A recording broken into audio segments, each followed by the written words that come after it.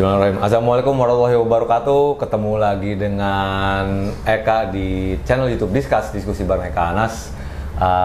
Sudah lama kita tidak bersua, tapi kita kembali lagi sekarang aktif lagi syuting-syutingan produksian. Dan di episode yang terbaru ini kita ngundang nih sohib gue dari zaman The Brandas masih istilahnya baru bibit, doi yang menyirami di studionya. Menyirami pakai air secara harfiah, tapi menyirami pakai air anggur juga. Darah Tuhan. Darah Tuhan. Ada Agus Gio Purnomo di sini. Halo Kak. Baik Pak deh. Baik, kabarnya gimana? Alhamdulillah. Tapi sebelum kita lanjut, kita mau terima kasih dulu buat lokasi ini, tempat. Kita lagi ada di Gura Cafe seperti biasa, yang udah nge-support Discuss. Terima kasih banget. Kalau kalian lagi ada di daerah Panglima, silakan mampir ke sini untuk ngopi-ngopi dan nyemil-nyemil, makan juga ada, enak ya. Tapi sama Pak De nih, kita ada banyak yang mau ngobrol ini, karena baru pertama kali Pak De sini kan. Yoi. Kalau Bulog udah pernah. Tapi ini juga nanti berhubungan dengan yang beredar sekarang faktanya gitu, tapi ntar kita ngobrolin lagi. Tapi gue mau nanya tentang Gordak. Oh, Gordak. The Gordak. The Gordak. The Gordak, band project baru. Itu Gordak itu digoreng dadakan. Emang dadakan? Iya. Baru tahu. Iya benar. Oh, iya. Gordak ya. Iya, Gordak. Siapa aja tuh di situ Pak De? Itu ada Gorus, terus ada Gorus Keras, ada Berry Senloko, ada Adit Elemen, terus ada Buuk Turtle Senior. Buuk Fredrickson. Itu juga gara-garanya campuran yang aneh juga tuh ya, gimana ceritanya? Gue ditelepon sama si kawan top manajemen lagi itu, dia pengen bikin anniversary riff di Hard Rock ya kan. Oke. Terus telepon, Pak De, apa nih, nanya Bulog ya? Gue bilang gitu. Biasanya pas lagi hot-hotnya itu. Enggak nih, lo mau nggak itu nge-jam nih orangnya gini-gini buat acara anniversary. Oke, boleh. Latihan kapan? Hari H-1 enggak bareng Riff. Udah gitu latihannya sebenarnya dijatahin 2 jam. Cuman karena bareng Riff dia booking dari siang, dapetnya cuma setengah jam. Ampun. Tapi disuruh bawain lagu Riff gitu? Kagak lah, nggak mau anak-anak. Ini bentengnya sebenarnya The Gordak. Iya. Lagu terserah kita. Benar Pak De. Kawan tua manajemen itu sering gue denger deh. Dan juga sering ngebantu si Bulog juga. Nah iya. Ada si siapa? Glenn. Ada Vicious Boy. Glenn sama Kausa juga masuk situ juga kan lagi itu. Itu manajemen artis siapa yang ada di balik itu? Manajemen artis. Dia manajemen artis. Yang dibentuk setelah ada Glenn Vicious Boy. Iya, kebetulan yang ngebentuk juga sama Buluknya juga sih sebenarnya itu. Ada dia nawarin, lu mau nih ada ulang tahun Riff. Iya. Bikin proyek kayak kolab-kolaban untuk ngisi jadi pengisi acaranya. Terus bikin grup belum ketemu juga gue sama anak-anaknya kan. Lagu apa ya lagunya nih? Karena karakter Berry kayak gitu ya, apa ya? Hip hop ya. Oh, Berry ya, Berry hip hopnya ya. Ya udah, sesuaiin aja sama dia kayak Beastie Boys, ya. Terus Dog Eat Dog, ya. Kebetulan juga demen, ya. Atam ya udah, latihan setengah jam, besoknya hajar, colbun, colok bunyi, Pantesan di Instagram gue lihat band colok bunyi. Gokil, setengah jam udah gape semua ya enggak ya. Jadi begitu dengerin langsung cus tuh. Iya. Bulan apa sih tuh? Riff ulang tahun bulan apa sih? Kemarin ya Mei ya? Iya bulan kemarin lah. Bulan kemarin. Jadi itu debut pertamanya tuh The Gordak. Debut pertama. Ya. Terus habis itu ada lagi main di band and rock, ada band and blend di Depok. Terus besok nih tanggal 1 di Bali lagi acara. Bukan malam ini katanya? Bukan, malam ini gua acara di Fatmawati ada jadi narsum. Oke, kalau besok baru ke Bali nih? Tanggal 1 di Hard Rock Bali. Riff juga anniversary. Oke. Jadi dibawa masih kawan lama manajemen, kawan tua manajemen itu ya? Tapi ini band emang tengil. Pokoknya kita mau main asal bayarnya segini, nggak mau, ya udah. Walaupun masih konsep ribut cover gitu ya? Cover lah, jangan bikin lagu, ya nggak? Kalau bikin lagu malah nggak main. Jangan kayak band bener ya nggak ya? Kebanyakan band bener. Jadi, itu jadi Gordak sibuk juga pada ya? Maksudnya sibuk, yang lain juga pada sibuk, ya nggak? Jadwalnya makanya kan pada punya band semua, mau nggak mau kalau misalkan ada event mesti tanyain dulu satu-satu, free nggak? Kalau misalkan free baru hajar ya nggak. Ini gue ada nih event tanggal segini nih, bentrok. Cuman bayarannya gedean mana nih? Ya, kalau bayar gedean Gordak ya Gordak aja. Jadi, tapi ada elemen aneh juga tuh. Siapa Adit elemen siapanya sih? Gitarisnya. Kebetulan si Adit tuh ada proyekan band juga selain elemen itu The Other Side, dia di manajemenin kawan tua juga. Yang The Other Side. Iya, kalau yang lain makan memang super underground nanti nggak ya bawah tanah. Iya, kalau yang lain pada nyamun, tapi dia ternyata di balik idola MILF, ya nggak ya? Bisa meliar juga. Liar juga dia. Pasti liar lah, elemen gitu. Gitu ya nggak ya? Kan ceweknya. Nah sekarang ke Superbad nih Pak De. Beberapa hari kemarin ada pengumuman kan, bertiga posenya. Akbar, lo sama si Aduy di tengah. Gagah banget tuh bertiga kan. Menyatakan kalau Superbad jalan terus. Itu keputusan bersama atau gimana? Ya bersama. Ya mau nggak mau ngapain? Gara-gara satu orang band yang udah dibentuk dari tahun 2003 ini bubar ya. Kan band lu tahu sendiri kan bikin band tuh nggak gampang ya kan. Benar. Udah kayak keluarga ya nggak ya, sama aja. Keluarga perusahaan juga kan deh. Iya. Udahlah. Kita jalan terus ya, sembari jalan ya kita ya paling coba-coba tarik vokalis siapa gitu, featuring dulu ya nggak ya. Ya kalau bisa memungkinkan bisa jadi ntar Aduy coba nyanyi masuk ya nggak ya, apa gue nyanyi ya nggak ya. Tapi yang udah kalau gue nyanyi ntar jadinya itu gue nge-rap lagi.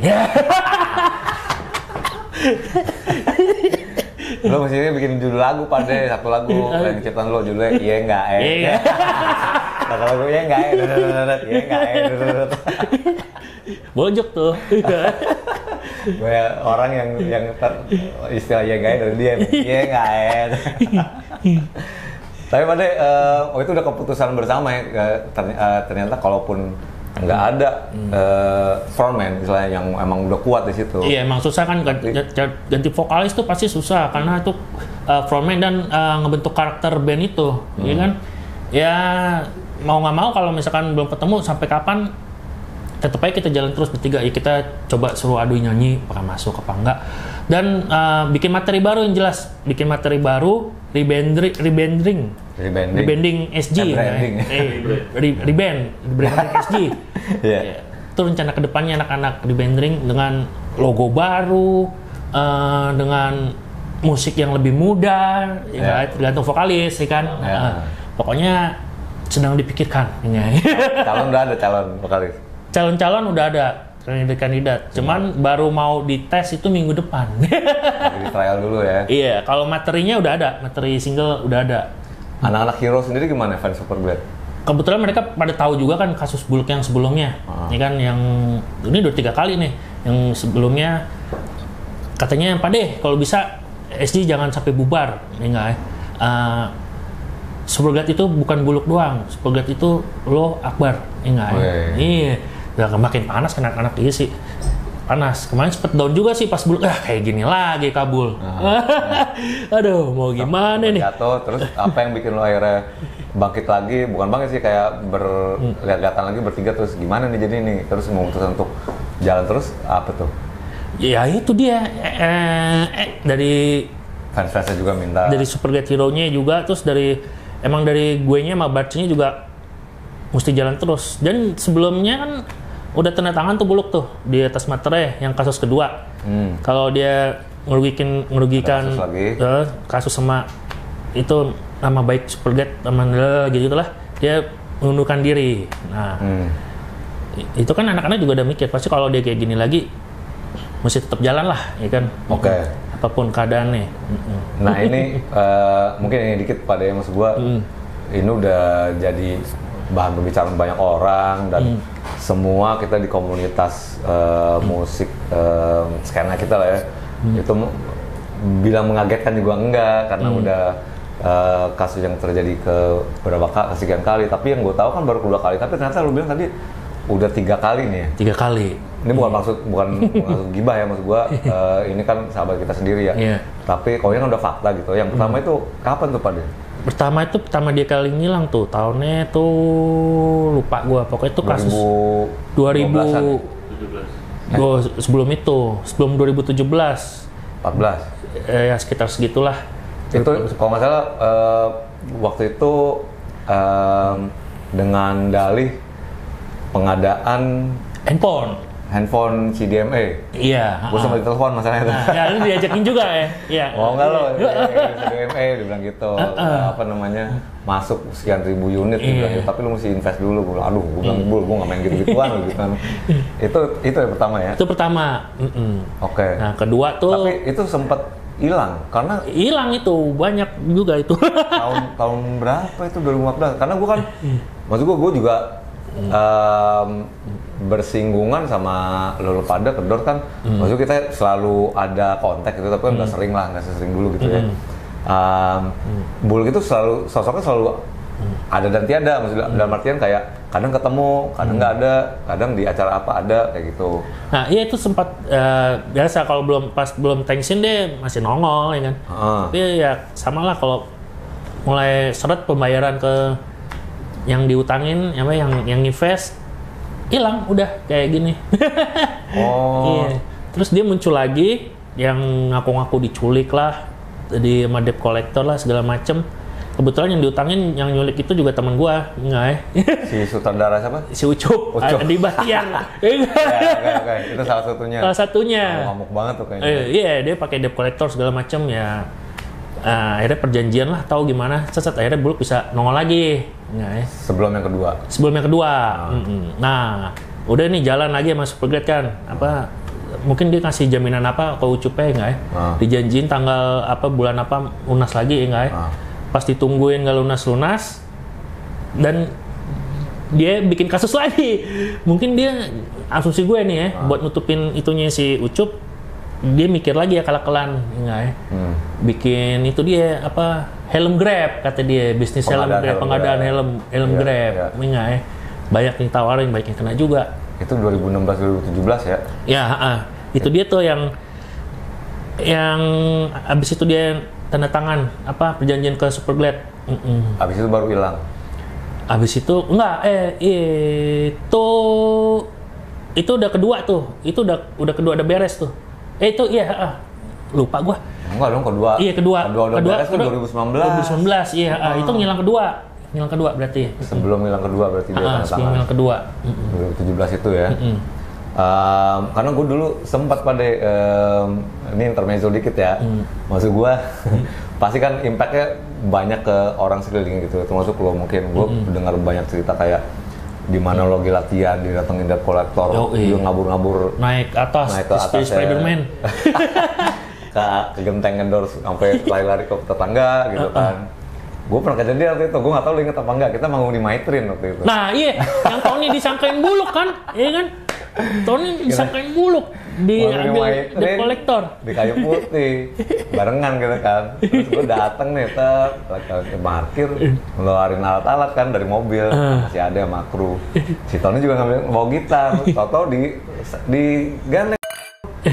Bro ikut dulu ya bro, kata gitu kan.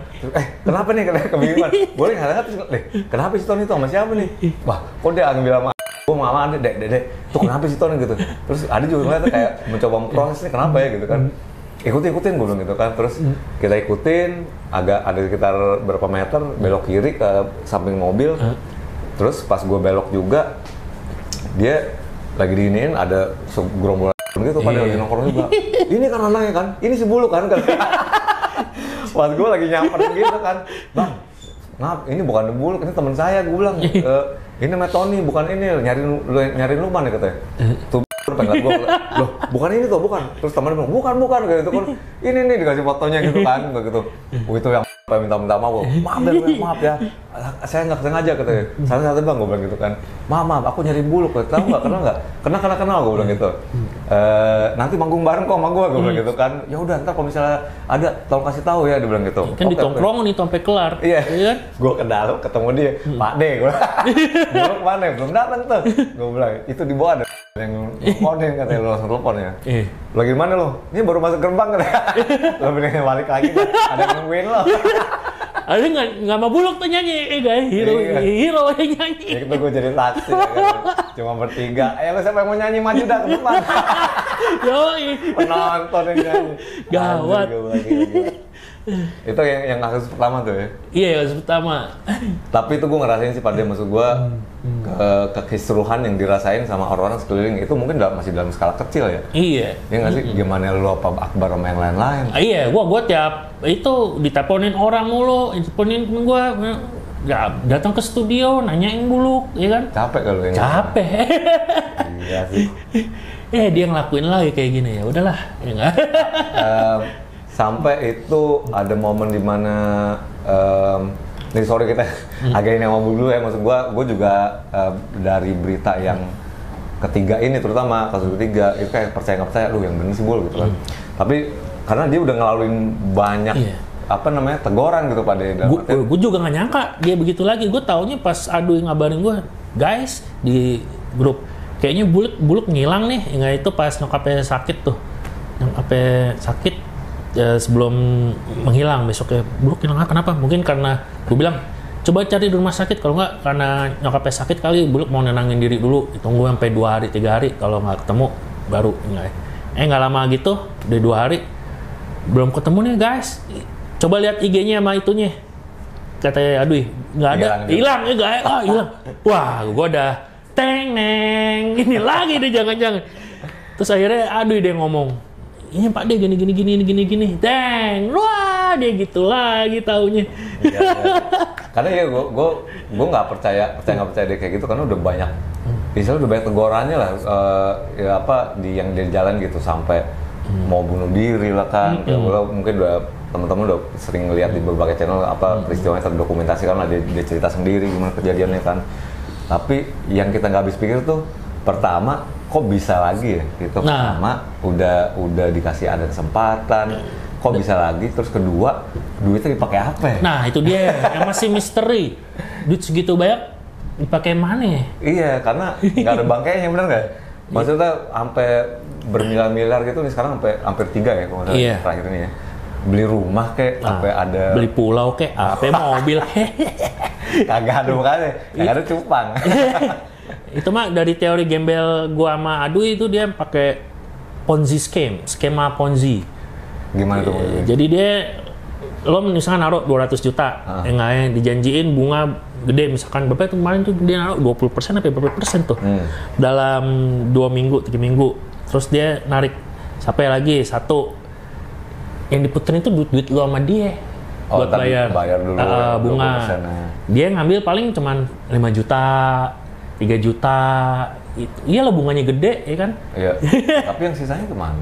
Kan diputerin ke yang investasi buat untungnya dia kan. Dia janjian balikin modalnya dia tuh dalam 2 minggu plus bunga, ya kan. Nah itu menurut gue itu sih teori gembel gue. Ponzi scam ya. Iya. Sebenarnya kalau itu istilahnya awam itu ya, penipuan tuh ya. Ponzi scam ya. Kalau gue tadi mikir sama anak sama si Ade sih, kayak mikir kayaknya judi online nih bro, gue bilang gitu kan. Oh itu apa slot? Mungkin ya, nggak tahu ya. Tapi dia kalau masalah gadget kurang buluk, gue tahu dia. Dia kalau burung, kartu, bola main, cuman kalau slot agak dia. Iya. Emang kalau sebenarnya kalau kita ini orang-orang kenal buluk lama ya gitu kan, apalagi gua sama Giok kalau bisa dibilang kita udah way back dari 90-an gitu. Kalau udah punya mau tuh duit apa namanya caranya kudu ada tuh ya. Iya benar, lo tau sendiri kan dari zaman waiting room lu tuh. Iya. Apalagi kalau udah naksir cewek. Jor-joran udah. Jor-joran tuh. Mau yang tadi tekak tiba-tiba ada duit, gua nggak tahu gimana caranya tuh. Kadang-kadang gua punya kaos dipinjem dia atau dipakai orang. Lah, pas gua ada di lo, gua juga gua beli dari buluk katanya. Itu punya gua CD gua udah pindah-pindah kemana-mana kayak gitu. Jadi kayak gitulah ya mungkin. Tapi terlepas dari gimana sekarang kasusnya, pada gue sebenarnya sempet seneng gitu melihat dia tuh kemarin udah bagus deh karena ada channel YouTube, MC banyak ya kan. Bego aja dia sih kalau kata gue. Rezekinya udah bagus gitu. Gue sempat ngingetin dia sih waktu kita Pulau Pinang waktu itu kalau salah itu gue bilang lo rezeki lo lagi bagus, gue bilang jangan sampai berantakan lagi, gue bilang gitu kan. Nggak banyak orang dapat kesempatan kayak lu, gue bilang gitu. Baik yang nolong. Udah gitu sekarang yang yang nolongin dia kena juga mah. Kacau emang. Iya. Ya, terlepas dari itulah maksud gua kalau kita kan di grup waiting room ya ada ya kayak gitu. Ada Pak Haji kita ya, Ustadz Sano namanya kita gitu. Guys, jangan ini dulu ya, kalau bisa berbaik sangka, jangan suzon. Jangan suzon. Ya iyalah maksud gue ya, apa namanya, tiap orang pasti deserve another chance gitu. Tapi gue kalau misal buluk nyaksin, gue bilang sih, buluk kalau bisa sih ya diberesin aja. Gitu. Hadapin aja, ya kan. Hadapin aja ya. Datang aja sama korban ngomong, mau gimana, yang penting jangan ngilang. Iya. Cemen yang hilang, cemen. Karena nggak akan hilang kalau lo ngilang, masalah juga nggak akan hilang. Iya, gitu. Makin banyak gitu. Malah. Kayak gitu. Anyway, mungkin cukup di episode itu Pak De, tapi sekarang lo ngejalanin band yang udah hampir setengah umur lo nggak sih? Superglad nih. Iya. 2003 sampai sekarang kan hampir 19 tahun ya. Iya. Kayak gitu ya. Kalau buat lo kan pasti keluarga ya. Iya. Tapi ini selalu berada di Superglad, jadi musisi ini udah selalu jadi cita-cita lo nggak sih dari kecil? Oh, dari kecil gue emang ngeband maunya. main musik enggak ya? Dulu main musik dari SD enggak ya? Lo lahir di Pisangan situ tuh? Di rumah itu? Gue enggak di rumah. Gue tadinya gue anak Simpruk, Bayoran. Oh. Iya, Simpruk enggak ya? Di situ? Iya. Lo anak keberapa sih Pak De? Anak pertama. Pertama dari 2. Ada adik. Oke. Ada yang cewek ya maksudnya? Cewek. Oh iya. Lu sering datang tuh kita latihan sama rekaman tuh ya? Yoi. Terus Agus Purnomo Patmono Putro. Agus P3. Dari nama sih orang Tionghoa tuh ya? Oh, ada orang Oslo ya? Iya, Om Kru. Tapi pindah ke Pisangan tahun berapa Pak De? Gue masih kecil juga itu, umur 5 tahun apa 6 tahun gitu. Lu 76 ya? Gue 75. 75, iya. Setahun sama gue. Jadi 75 terus masa kecil lahir di Simpruk, pindah ke Pisangan. Iya. Enggak, gue malah lahir di Cipinang gue. Lahir di Cipinang. Nyokap bokap katanya sih lagi tuh masih ngontrak di Pisangan. Terus pindah ke sini, ke Simpruk. Di sini banjir, ya kan? Daerahnya banjir. Akhirnya beli rumah di sana, gue pindah sana. Di Pisangan tuh ya. Terus kalau yang gue lihat dari beberapa channel yang udah ada ini sih, yang interview lo, orang berjasa tuh ada om lo katanya yang ngenalin musik klasik rock. Oh iya, itu dari SD ajakin ngejam mulu, ngejam Beatles, Led Zeppelin, The Doors. Karena lo emang Purple. ada pihak keluarga yang punya studio masalahnya. Nggak punya studio sih, punya alat. Keroncong, dia main keroncong. Gue di samping klasik rock gitu. Karena kakek lo memang ada darah seni. Kakek lo baru tuh punya orkestra keroncong tuh ya. Kakek gue malah gamelan. Gamelan ya. Gamelan. Kalau yang keroncong om gue. Itu dari garis yang sama tuh, dari om lo sama kakek lo? Beda. Kakek gue, om gue jadi kawin sama adiknya nyokap. Yang ngenalin gue musik ini. Oke. Gitu. Tapi kalau musik ini selalu ada ya dari kecil ya? Selalu ada. Udah gitu emang gue dari zamannya SD punya temen dari kelas 3, kelas 4 tuh punya temen doyannya Genesis. Enggak ya? Bangga tuh. Anak muda dulu demen Genesis. Itu dia kan? Jarang-jarang itu. Oke, gue pertama kali kenal Genesis juga sama dia, temen gue itu, guys. Akhirnya baru gue dengerin referensi dari dia tuh. Iya. Karena kan dulu kita pasti Beatles dan Rolling Stones kan. Terus udah gede-gedenya kan paling ya, maksudnya gue kalau ngeliatin perjalanan musik lo hampir sama kita kan, maksudnya lo di timur, gue juga di timur. Terus ngedengerin hal yang sama, maksud gue dari keluarga dikenal musik, terus berangkat SMP SMA sama teman-teman, mulai thrash, metal, punk kayak gitu kan ya. Nyongkru. Bahkan lu juga sempat bergesekan sama anak-anak Young Offender juga ya. Iya, sama YO. Sama si Ferry ya dulu ya. Iya, Ferry Tele. Ondi. Ferry Bolong Ondi. Iya. Tapi yang bikin lo pengen jadi musisi siapa Pak De? Figur apa fans sama siapa? Sudah pasti James Douglas Morrison. Wah. Loh, tapi itu dari SD udah tahu atau gimana? Gue SMP gue tahu Doors, enggak ya? Gue aja SMA tuh, lu SMP udah tahu SMP, ya? Siapa kenalin tuh? Yang kenalin itu ada teman gue dulu, gue paling kecil, gue di tongkrongan. Gue SMP. Tongkrongan Pisangan tuh? Gue nongkrong di mana aja gue dulu. Di Otista, Tanjung Lengkong, di Pademangan. Badung juga sih dulu. Makanya temen gue tuh main udah ngikutin orang-orang nongkrong apa pertongkrongan musik apa gimana? Pertongkrongan musik dan pemabuk. Itu dia. Gue kenal sama ada namanya Ucok Coki, masih hidup apa enggak tuh, anak Tanjung Lengkong enggak ya? Itu di bawah sama dia tuh jalan. Zamannya Ngebo, Bak, enggak ya? Terus dengerin The Doors enggak ya? Wah, bius, tamat-tamat bius gitu enggak ya? Itu tiap emang gue juga pertama dengar yang The Doors, gue mabok banget sih musik gitu kan. Udah, akhirnya gue selemin terus deh tuh. Gue kulik, beli bukunya segala macem, cari tahu, enggak ya? Semakin dalam itu dia juga tuh yang ngerumusin gue ke drugs akhirnya. James Douglas Morrison. Habis SMA tuh gue hancur. The Doors aja dia. Kalau gue bilang sih The Doors tuh musiknya misterius gitu ya. Terus kayak ada kayak ngajak kita ke dalam terus gitu. Ayo sini lo ke dalam gitu. Oh jadi The Doors tuh.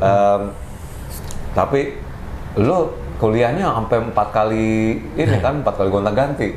Mungkin karena pergaulan juga. Itu masih narkoba gua. Itu gua lulus SMA enggak. Lo SMP Antonius? SMP Budaya, SD Antonius, SMP Budaya, SMA 22. Budaya yang di dekat Marsud. Jatinegara. Iya, Marsud, dekat Matraman. Oke. Udah nggak ada kali sekarang. Iya. SMA 22. SMA 22. UK. Yutan kayu. Yutan kayu. Nyongkru. Oh gitu. Walaupun mungkin sebenarnya lo pengen jadi musisi, tapi karena pilihan dulu juga mau jadi musisi, gimana kuliahnya kemana? Itu dia, nyokap bokap gue kan nggak mau gue jadi musisi, nggak biasa standar anak band ya kan. Dulu. Mau jadi apa sih lo? Gini. Gue tadi mau masuk IKJ, nggak boleh, nggak. Tadinya, padahal sekarang temen gue banyak IKJ kan. Akhirnya ya udah gue ambil Jayabaya. Visip HI deh, hubungan internasional, biar gue jalan-jalan luar negeri, nggak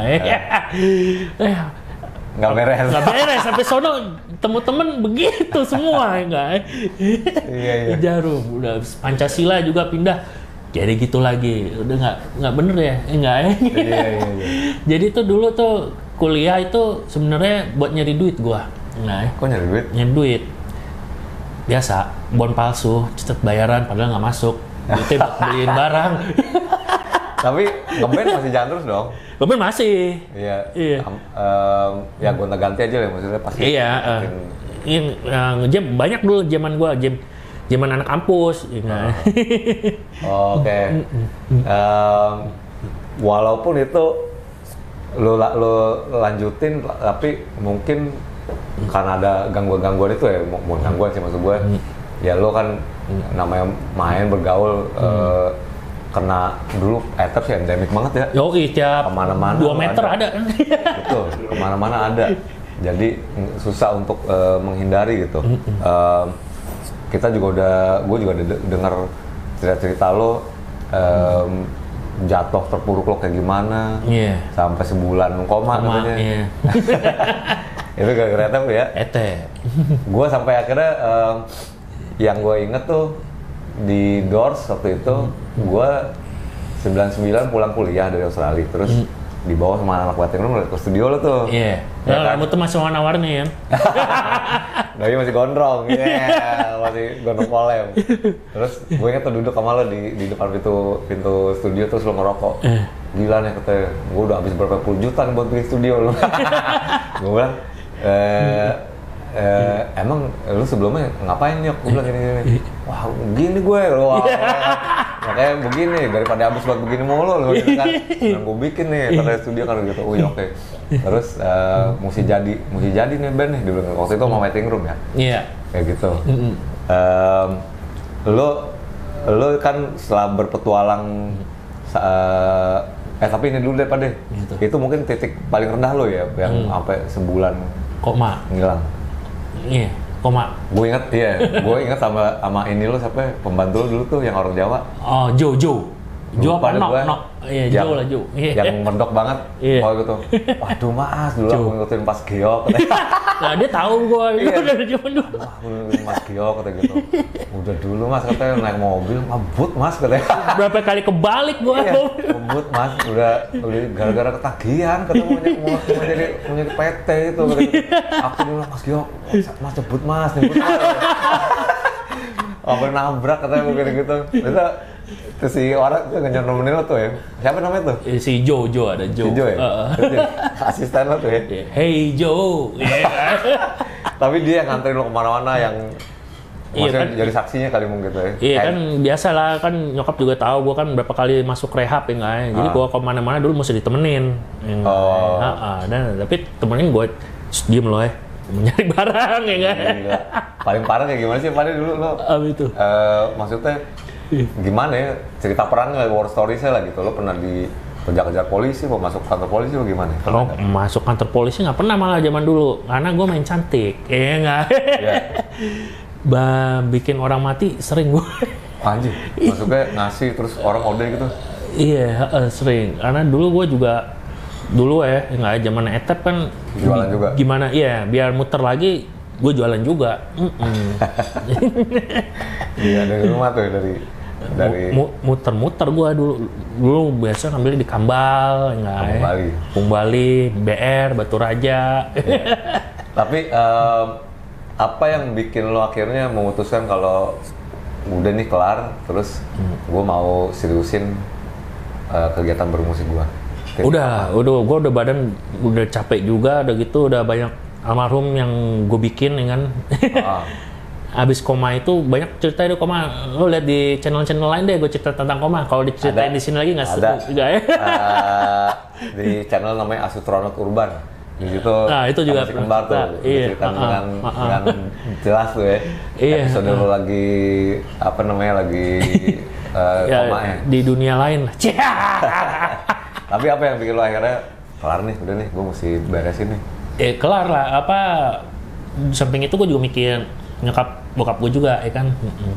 Udah bikin abis segala macem, dan kalau gue masih kayak gitu juga udah, kalau nggak tewas dibui ya nggak. Iya udah pasti itu kalau masih jangki aja. Ya udah akhirnya gue terus terang gue bilang sama nyokap bokap, gue nggak bisa kerja kantoran segala macem, gue kerja di musik. Akhirnya ya udah dibikin kegiatan itu, bikin studio segala macem. Oke. Itu bertepatan ketemu sama si Buluk.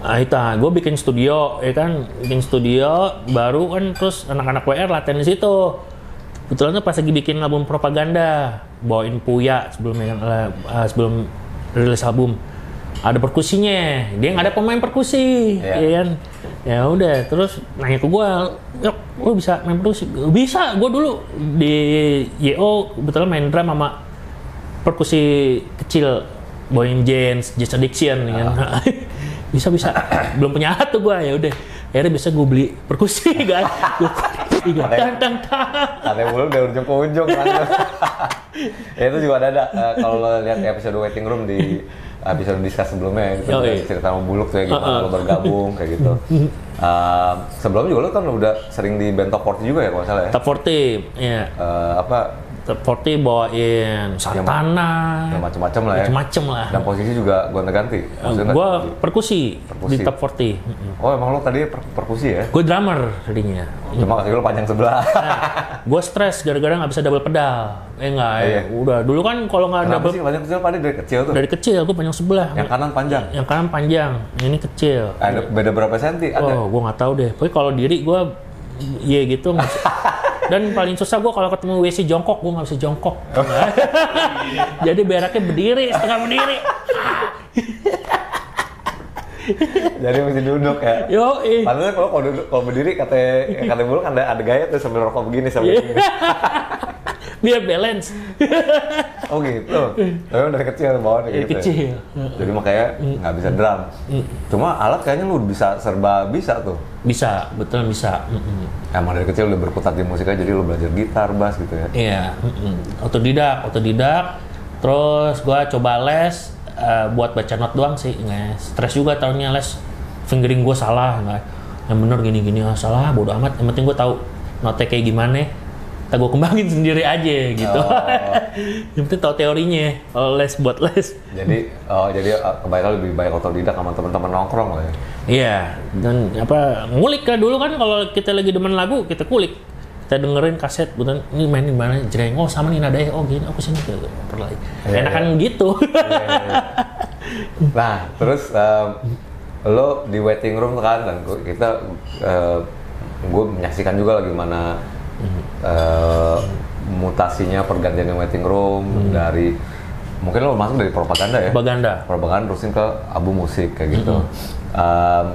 Itu udah ke keluarga sendiri lu udah bisa ngasih tahu nggak nih gue udah serius nih kayak gitu, dan mereka akhirnya pada akhirnya mendukung ya kalau nggak salah kan? Mendukung, mereka itu pokoknya semenjak gua buka studio mereka udah mendukung gua. Yang penting gua nggak begitu lagi ngedrugs segala macam. Nah, dan juga anak-anak WR kan dibilangin jagain nih jangan sampai gini-gini lagi gitu. Oh sampai ketemu sama orang tua lo tuh? Iya. Tapi ya which is secara nggak langsung sih ada hasilnya kan? Iya. Maksudnya, ada album ya kan? Betul, maksud gue ya dijalankan dengan baik amanahnya kayak gitu kan. Dan juga bukan cuma itu aja. Doors tuh gue bilang studio jadi inkubasi atau tempat berkembangnya band-band penting di era awal 2000-an waktu itu. 2000-an. Berandas rekaman di situ, album pertama. Seringai apa di situ. Iya, kebetulan temen-temen juga kan. Step forward. Step forward. Kayak gitu. Cuma emang waktu itu polisinya kalau di Doors itu satu shift 6 jam, 3 jam 3 jam mabok kayak gitu. Dulu ada istilahnya namanya Jumat Agung. Jumat Agung. Wow. Mimi. Itu gede itu. Sampai anak-anak selatan nongkrongnya ke timur. Sampai Intisari belum ngetop, sekarang udah ngetop Intisari. Gue pernah pokoknya satu malam pulang dari kerja tuh, gue dulu kerja di MTV Trash kan. Jumat Agung kak, kata si adek gue datang, pas gue buka, buset gue bilang udah kayak pub sini.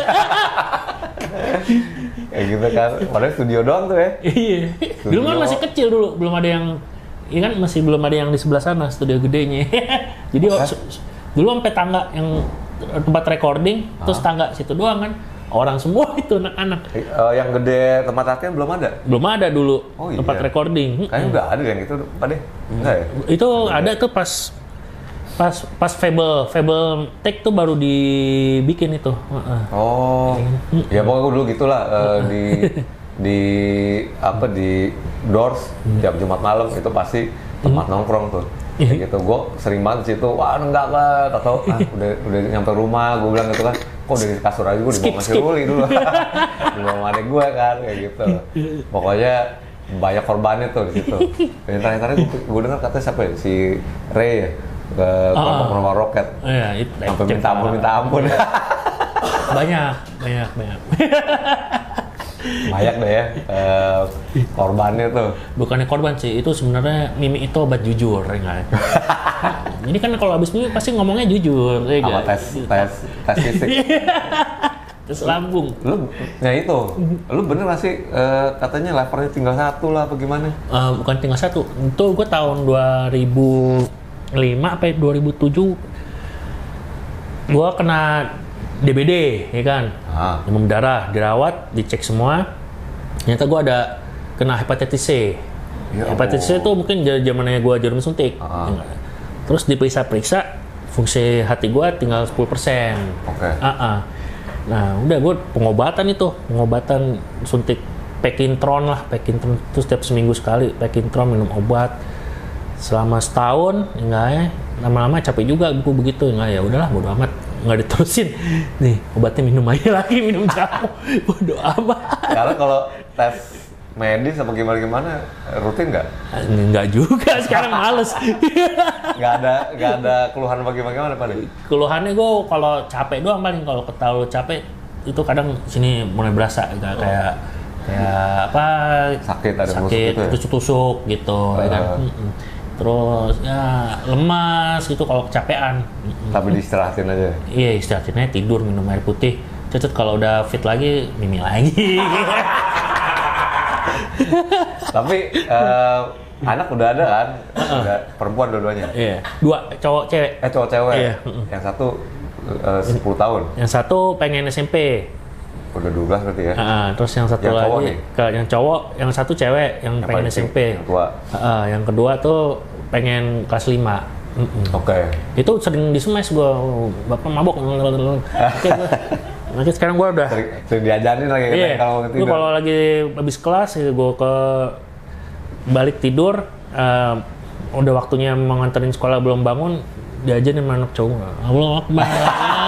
Bangun Pak. Jangan sampai nggak bangun tuh. Iya. Tapi nah ini juga menarik nih. Persepsi lu, pandangan tentang agama gimana? Agama. Agama itu persepsi gua beda. Bukannya itu ya, masing-masing beda kan. Kalau gua agama itu sebenarnya adalah peraturan. Peraturan. Karena yang bikin agama itu nabi kan. Nabi itu orang-orang juga. Oke. Iya kan? Jadi sebenarnya surga dan neraka itu konsep. Ada nggak? Sebenarnya. Iya. Ada nggak? Karena surga dan neraka itu sebenarnya kalau menurut gua adanya tuh waktu kita masih hidup aja. Kalau kita udah tewas, kita jadinya energi, nggak tahu apa-apa. Jadi energi kita nggak tahu apa-apa. Gua nggak percaya agama, nggak percaya agama. Tapi gue percaya akan zat energi yang paling gede, enggak ya? Maha besar. Pokoknya itu semua alam semesta, galaksi hancur, balik itu ke satu energi itu, menyatu. Iya. Bukan Lucifer tapi ya. Bukan, Lucifer juga itu apa? Kalau dulu ya. Lu bener nggak sih katanya sempat ikut kayak sekte-sekte kultus gitu? Iya dulu, tapi jangan diomongin sekarang. Justru tempatnya, jangan. Tapi ada ternyata ya. Ada itu, dan orang-orangnya juga orang-orang itu juga. Itu yang salah satu jermusin gua ke lubang hitam drugs itu. Selucok itu? Bukan, ada orangnya lagi. Ya ampun. Lama tuh gitu-gituan pada lu? Iya itu tahun 95 sampai 98, 99 lah. Sebelum gue berhenti tahun 99. 4 tahun tuh ikutan itu kultus? Iya. Itu sebenarnya nggak bisa hilang tuh. Karena udah disumpah. Di Jakarta. Dia pindah-pindah. Pindah-pindah. Dia nyawa tempat. Jadi ngomong, jangan diomongin. Kalau ada yang dengar bahaya. Gila. Marilyn Manson nggak ada apa-apanya. Marilyn Manson cuma di Amerika ya, sini juga ada katanya. Itu banyak yang tahu juga, pasti sumber itu ada di Manado. Itu dibawa dulu, masuk pertama kali itu Children of God. Children of God itu dari luar masuk ke sini. Banyak deh jadi udah gitu isinya juga orang-orang bahaya juga tuh. Pemerintahan ada? Ada, zaman dulu ada. Artis? Semuanya ada. Dan itu lu kayak gitu masih terikat Pak deh, nggak bisa lepas. Sampai sekarang juga sebenarnya gue masih terikat. Karena itu udah sumpah mati, itu udah darah. Tapi itu lu tinggalin lah ya, udah ya? Udah gue udah bodo amat tuh, udah kan gue sekarang udah nggak percaya semuanya, nggak percaya setan apalah, enggak. Yang percaya apa? Percaya tuh zat energi. Heavy metal. Oke. Terus petualangan lo sama Superglad nih Pak De. Maksud gua kan ini band yang kurang lebih membesarkan lo, yang jauh lebih besar dari Waiting Room malah kan. Iya. Kayak gitu. Sama Buluk, sama Dadi, sama Akbar kayak gitu. Lo waktu pertama kali diajak si Buluk yang ngajak ya?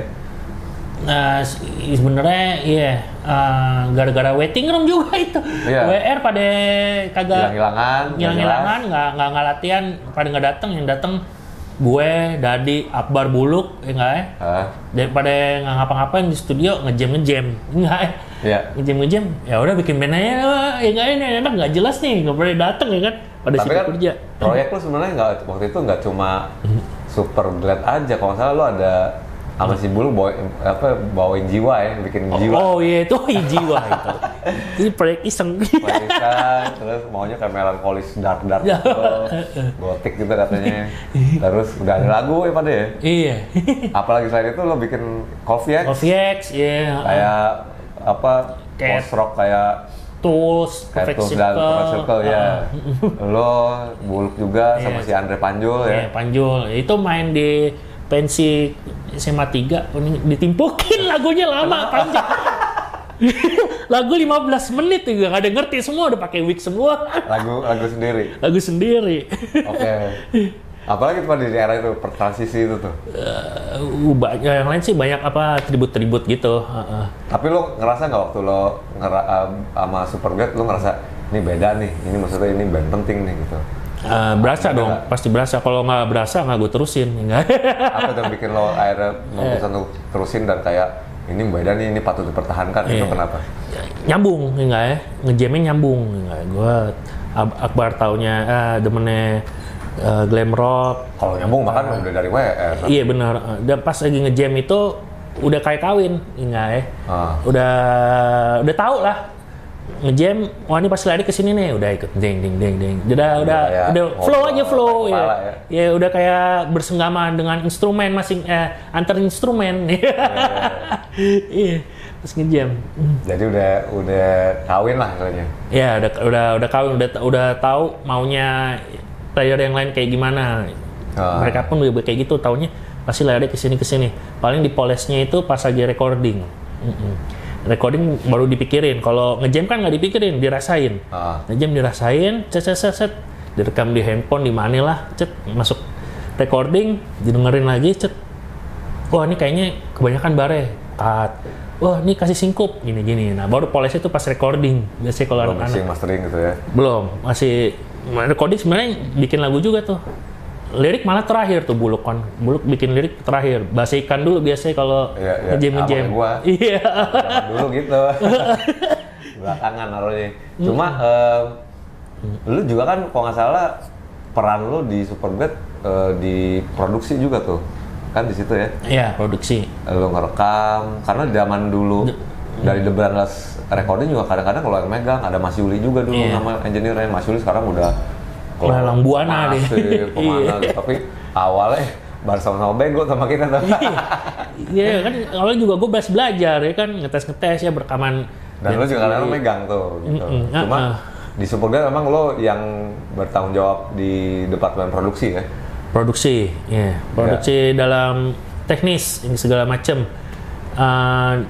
Di samping gue punya studio jadi gratis sehingga tapi kan itu cuman bertahan. Yang take di Doors itu 2 album tapi 3 album ya, pokoknya yang nggak ada modal take di Doors sehingga kalau yang ada duit cari studio yang lebih bagus lagi.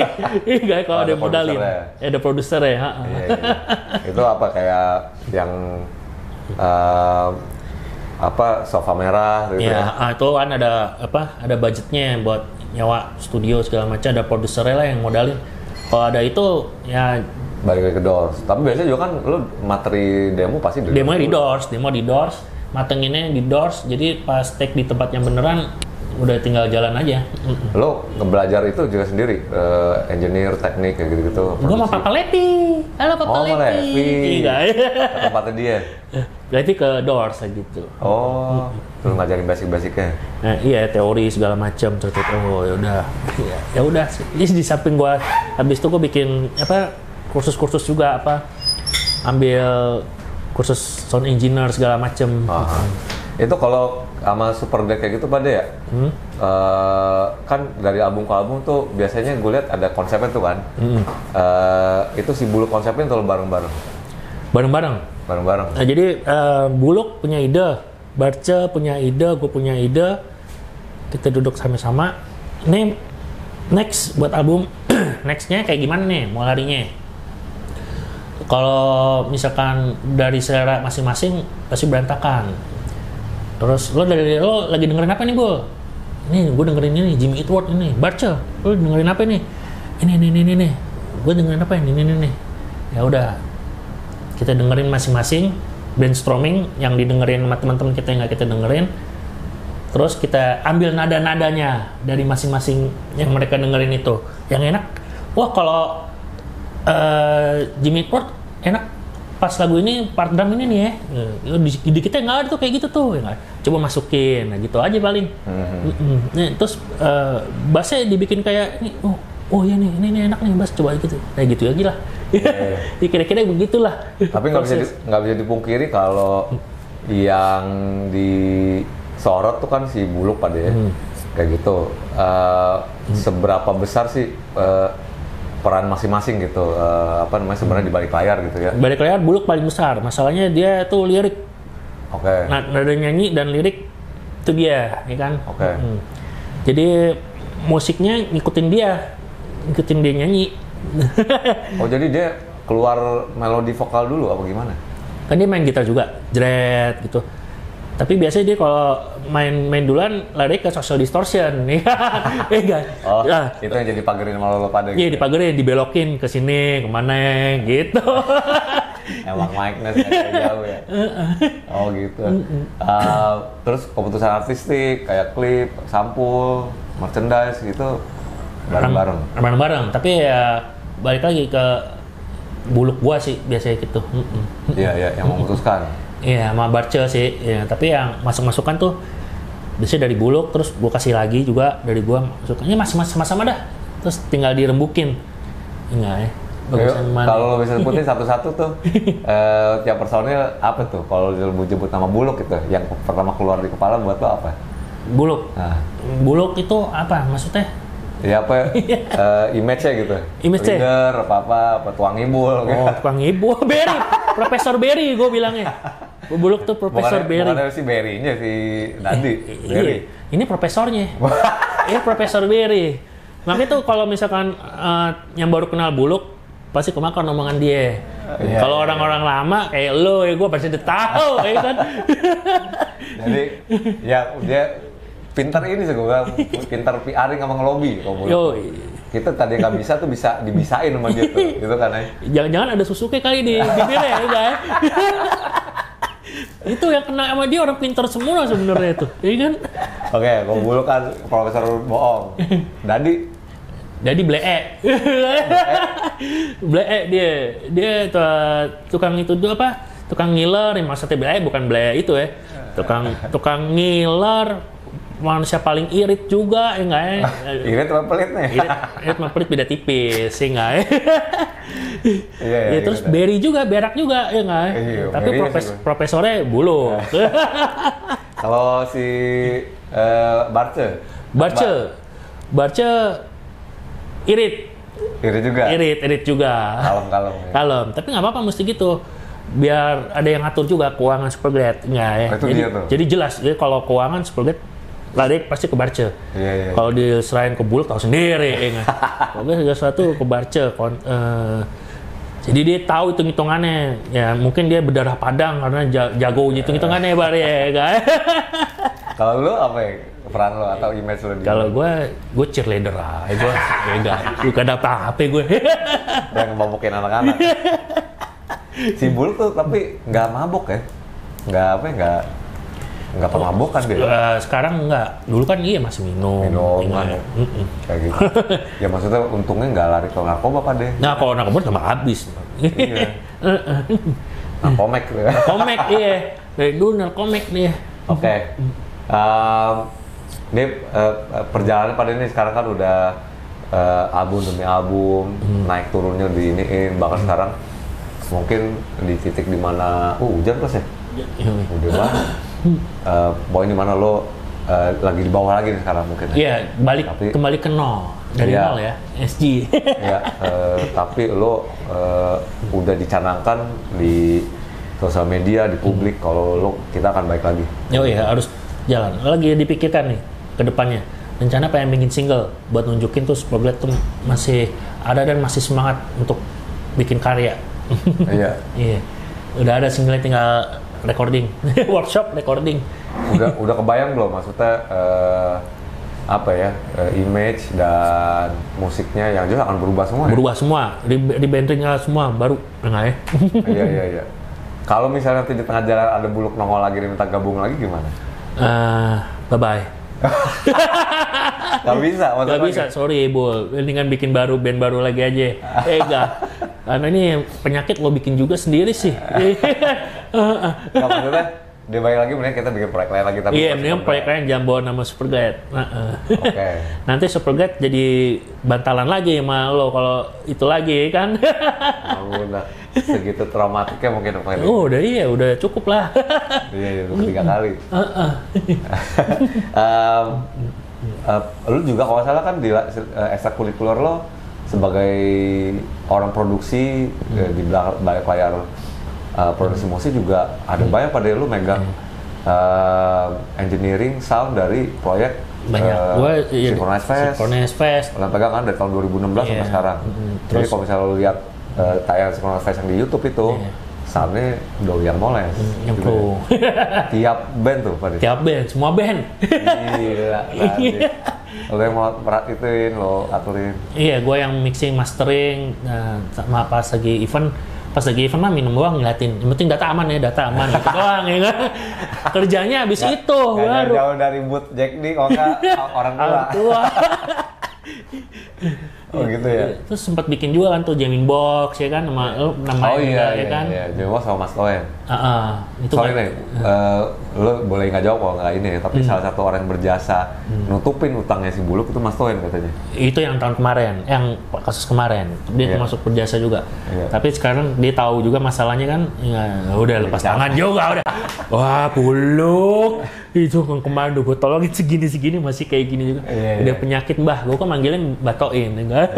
Mas Toin tuh by the way salah satu dia ownernya Radix Gitar yang which sudah nge-support Superglad. Bass lu juga support mereka? Iya, support. Tapi sekarang nggak produksi bass lagi, bikin lagi dong bass. Gitar masih ya? Gitar terus dia. Gitar ya. Jadi setelah itu apalagi pada lu megang engineering sound, synchronize? Ya gue bikin jingle, bikin post pro juga. Di Doors masih ya? Di Doors emang ada di kamar gue, di rumah gue tuh ada ruangan emang buat post pro sendiri. Jadi terus bikin company profile gitu. Iya. Ya kayak gitu-gitulah. Iya. Misalnya mau cobain tuh silakan kontak nanti Agus apa IG lu? IG gue Giox 666. Masih ada sisanya tuh 666-nya. Giox 666 kalau misalnya mau ngerjain sound atau production kayak gitu. Padahal Giox dari siapa sih yang ngasih nama lo Giox? Itu dari SMA, teman gue SMA itu. Kenapa? Giox. Dulu tuh gue SMA tuh ada gondrong, kucai. Ya, giting bo. Ya, ceritanya giting bo, gue balik, gue malak orang, ribut. Kepala gue dikeprok botol, kepala gue nggak apa-apa, orang itu yang ngeprok berdarah, enggak ya. Terus gue sampai rumah kan banyak darahnya, sampai rumah gue botak, enggak ya. Gue botak, lontos, skinhead, enggak ya. Gue besok kan sekolah berangkat. Nah pas gue masuk gerbang, anak-anak temen gue tuh lagi pada nongkrong di kantin, lagi pada nonton TPI, enggak ya. TPI lagi nyetel Putri Giok. Tahu nggak lo film Putri Giok? Gue nggak tahu. Putri Giok itu jadi ada cewek dibotakin rambutnya, gara-gara dibotakin. Ini sinetron Indonesia? Film Indonesia, Putri Giok. Yang main siapa gitu, Yesi Gusman apa siapa gitu, gue tahu. Nah pas anak-anak lihat gue, wah ini dia nih Putri Giok nih tuh sama kan botak enggak itu Giok ya itu dia sampai sekarang jadi Giok deh. Giok. Kalau Pade yang lagi siapa? Pade itu sebenarnya dari sebelum Jumat Agung sebenarnya dari Jumat Agung juga ada dulu namanya trio Krucil, ada 3 wanita. Trio Krucil temen gua, enggak ya. Zamannya masih sering adus-adus enggak ya. Ke Matabar, kemana enggak ya. Oh, salah satu si Astri ya, teman. Iya, itu dia. Teman kantor gua. Ucil Astri. Iya, Astri cari longgom enggak ya. Bertiga. Ya itu kalau mau ngajak, Pade yuk jalan sini. Pade ya itu ya di mana. Dan di sini bareng-bareng. Oh, zaman-zaman itu Matabar gitu. Zaman adus-adus lah. Itu dipanggil Pade mereka tuh. Iya, dia mungkin orang dengar manggil gue Pade ikut manggil Pade jadi Pade sih. Kalau Pur Buluk. Pur Buluk. Iya. Bukan gitu Pur. Dia udah manggil Pur tuh ya. Iya. Bukan Pade, jadi apapun yang terjadi Superbad aja jalan terus. Mungkin juga lu ngeliatnya udah jadi identitas lo juga nih ya, maksudnya udah 20 tahun lebih dijalanin ya kan? Iyalah. Iya kan? Giok Superbad orang-orang taunya kan. Kayak gitu. Selain Gordak, apa lagi dijalanin? Ada project lagi nggak? Project lagi? Enggak sih. Ini aja ada Gordak Keder, apanya? Jadwal. Solo ada nggak Pak deh? Solo gue nggak bisa solo, nggak solo khotbah, nggak, khotbah bahas, tidak. Kata lo kan gue denger di yang di si Kembar tuh YouTube-nya katanya lo ada materi-materi sendiri. Oh ada, tapi itu buat sendiri doang aja. Oh iya. Tidak buat dipublikasi. Iya. Buat ya iseng-iseng, nggak kalau lagi ada ide rekam. Kayak gimana musiknya Pak deh? Campur sih. Ada yang kayak Nin, macem-macem lah. Pakai itu ya, sampler enggak ya, karena kan ngepakai ya bikin pakai Ableton segala macem enggak ya, potong sendiri enggak ya. Gue dulu datang ke Doors pertama itu sih kaget sih gue bilang. Pertama ada studio di tengah pisangan. Gitu kan. Bagus ya gini. Alat-alat baru semua. Udah gitu mahal-mahal kayak gitu kan. Anjir nih, udah gitu ngobrol-ngobrol sama dia makanya tuh berapa puluh juta gue habisin kayak gini kan. Kata si Buluk, Richie Rich katanya. Richie Rich. Cuma dalam waktu 6 bulan gue ke situ lagi. Itu posternya jadi kuning, jadi kuning, orang-orang semua. Udah itu tuh lepas, gila. Nikotin nih, gue coleknya gini, kuning gitu ininya. Itu bukan studio, taman bermain. Jadi apa deh, mudah-mudahan Superbad lancar ke depannya. Thank you. Dengan promosi yang sekarang nih kita doain untuk teman-teman hero juga. Semoga Superbad tetap jalan ya walaupun formasi bertiga. Ada Aduy, ada Akbar, ada Giok juga. Mudah-mudahan nanti juga ketemu vokalis yang pas yang bisa ganti Lukman yang punya karakter dan juga membawa Superbad levelnya naik lagi, produktif lagi, ada lagu-lagu lagi gitu. Lu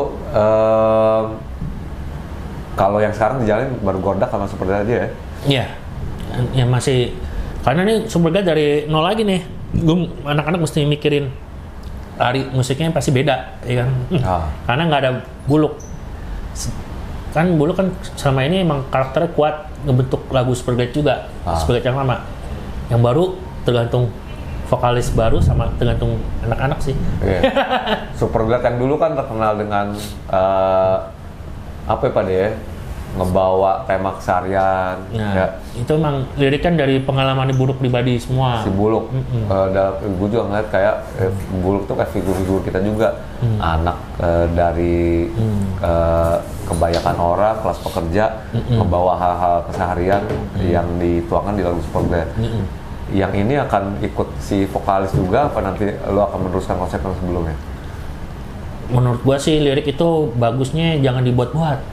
Lirik itu pengalaman pribadi biar lebih berasa. Jadi mungkin lo nggak tahu nanti baru kayak gimana, tapi yang jelas akan beda dengan Superbad yang sebelumnya lah ya. Iya, mungkin beda di aransemen musik, dengan yang jelas bedanya di karakter vokalnya pasti beda, nggak kayak Buluk juga.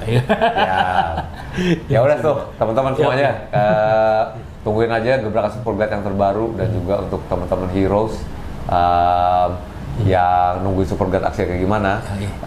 Lo ikutin aja di yang belum tahu nih Superbad di @superblad_band. Superblad_band di Instagram, Giok666 di Instagram, YouTube juga ada. YouTube ada Superblad TV. Superblad TV, Twitteran juga ya pada ya. Twitteran ada Superbladnya, search-nya Superblad gitu.